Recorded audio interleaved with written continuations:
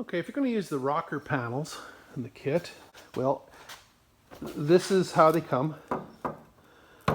This is what I've done you've got to basically open up, you got to make this part of the overlap lower than that. This is too close to that, so I had to, in yours may be fatter, thinner, it depends on how it gets molded. So you're going to have to take, and I just take my my cutoff saw basically, this guy here, and just zip her down here, and the same over here on the inner surface of the fender. That's got to be thinned out here so that this part will drop in there, and it's hard to see from here, but I'm feeling the underside here to make sure that this surface and this surface are going to be level across here. We don't want one sticking out beyond the other. As long as they're level, it doesn't matter if there's a gap or anything, because we're going to fill that with fiberglass and body fill anyway. So, but basically we got to thin this down here, and thin this so that we get some nice overlap on between this surface and here. Yeah, I think you get the point. Okay. So this photo shows both rockers, the driver's side and the passenger side, and you can see that the shape of the driver's side is like an L, but the one for the passenger side is very much J-shaped and is going to cause me some grief. I will have to do some fitting to make it work. Okay.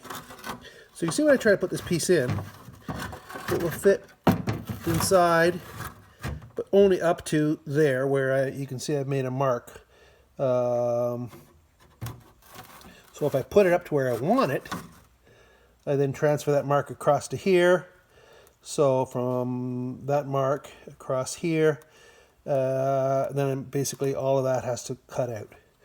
So I'll just go trim that and carry on. So just to show you what modifications I had to do to get that to fit in that hole.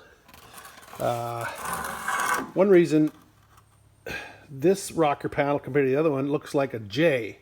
The other one's like an L, so this is really bent up in this corner. Anyway, I basically had to bevel that fiberglass from 1/8 inch thick, whatever that, down to 0. Basically taper it right down to nothing. So that's just like a little wedge.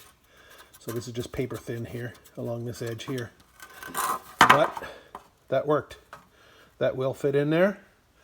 Get some fiberglass in there, and it'll be good. We got a winner. That's lined up pretty good. The door and the door are pretty darn good. That's level.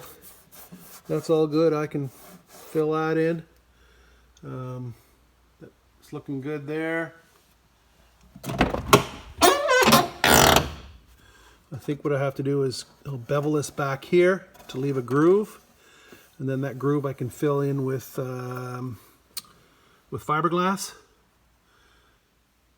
Get a nice bond through there, and then sand all that down.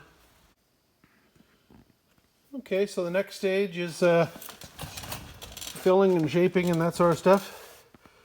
So that panel is now fiberglass bonded on and riveted. I put a skim of fiberglass resin over top of the whole thing, and just cheese grated it while it was still workable. So let's get it smoothed off.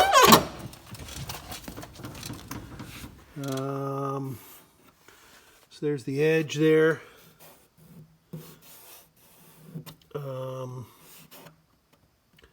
So I've built this up here, built it up here to try to get, I want to get that kind of that flat edge duplicated over here.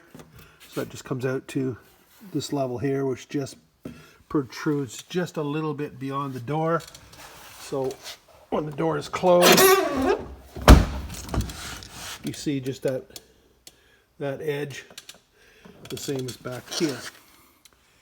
Yeah, I guess that's where we're at for now. And just got to keep working it.